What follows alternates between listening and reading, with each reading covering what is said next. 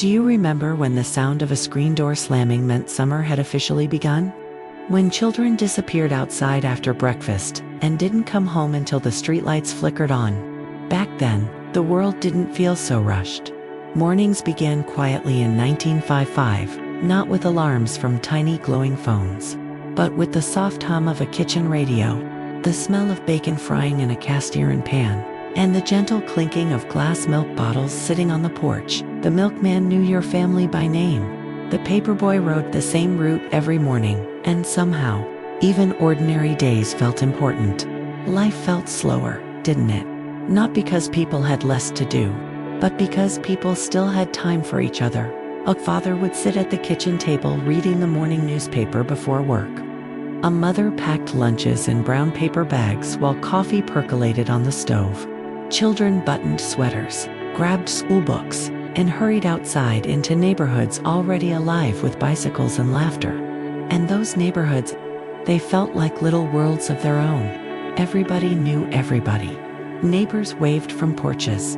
Front doors were rarely locked. And every child on the block knew exactly which house gave out the best candy at Halloween. Do you remember how safe it all felt? Back then, nobody imagined children would one day grow up staring into screens for hours every day. Children in 1955 had sidewalks, baseball gloves, tree houses, and imaginations powerful enough to turn an empty field into an entire adventure. A stick became a sword. A bicycle became freedom. And a summer afternoon felt endless. Sometimes all you needed was a few friends and the sound of cicadas buzzing in the distance. And then there were the diners. Those little diners. The smell of hamburgers sizzling on the grill, fresh coffee pouring into thick white mugs, nickels clinking onto counters, and music drifting softly from glowing jukeboxes in the corner. Teenagers gathered thereafter school wearing rolled-up jeans and leather jackets while songs from Elvis Presley and Patti Page filled the room. Back then, a hamburger cost about 15 cents. A gallon of gas cost less than a quarter. And somehow, a few dollars could buy an entire evening of memories. Do you remember sitting in the back seat of those enormous cars? The windows rolled down, warm air rushing through your hair, your parents talking in the front seat while the radio played softly during a Sunday drive. There were no seatbelt warnings, no GPS directions, just highways stretching endlessly ahead, and families enjoying the simple joy of being together. And at night, the whole family gathered in the living room around a black and white television. One television, one screen, one shared experience. Do you remember turning the dial by hand, adjusting rabbit ear antennas covered in aluminum foil, waiting all week for your favorite program to come on? Back then, television still felt magical. Children sat cross-legged on the floor. Parents relaxed after long days of work. And for a little while, everybody watched together. Today, people often sit in the same room staring at different screens. But in 1955, families shared moments. And maybe that's one reason those memories still feel so warm after all these years. Music, gentle emotional strings. School life felt different too. Teachers were strict. Manners mattered. And nearly every child stood to say the Pledge of Allegiance before class began.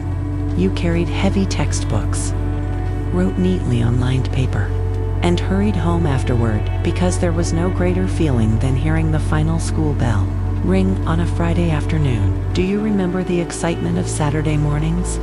Cartoons, cereal boxes, comic books spread across the living room floor. Simple things, but they felt enormous back then. Christmas mornings felt magical because gifts were fewer, but somehow more meaningful.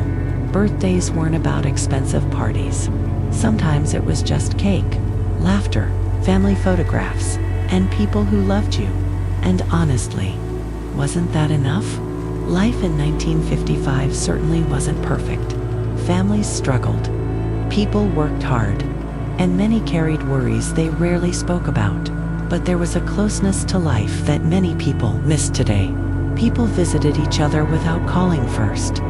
Neighbors helped fix broken fences together. Families sat outside after dinner, simply talking while fireflies glowed in the evening air. No endless scrolling. No constant noise. Just conversation, just presence.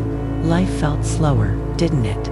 And perhaps that's why so many memories from those years still live so clearly inside the hearts of people who experienced them. Because those moments were real, they weren't filtered through screens, they were lived.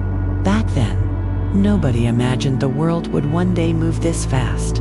Nobody imagined children growing up without knowing their neighbors, or families eating dinner in separate rooms, or friendships happening through machines instead of front porches and backyard fences. And yet, even now, after all these years, the memories of 1955 still remain. The sound of baseball games on the radio, the smell of fresh-cut grass on summer evenings, the glow of downtown movie theaters on Friday nights, the feeling of your mother calling you home for dinner just as the sun began to disappear. Those moments never really leave you. They become part of who you are. And maybe that's why people still talk about the 1950s with such warmth, because for many Americans, it wasn't just a decade. It was childhood. It was family. It was innocence. It was a time when the world felt a little smaller, and hearts somehow felt a little closer. Now, those years live on in old photographs, faded memories, and stories passed down through generations. But for those who lived it, 1955 was never just another year. It was home. Do you remember those days? Do you remember the music? The cars, the diners, the feeling of walking through your neighborhood on a warm summer night? And if you do, what do you miss most about 1955?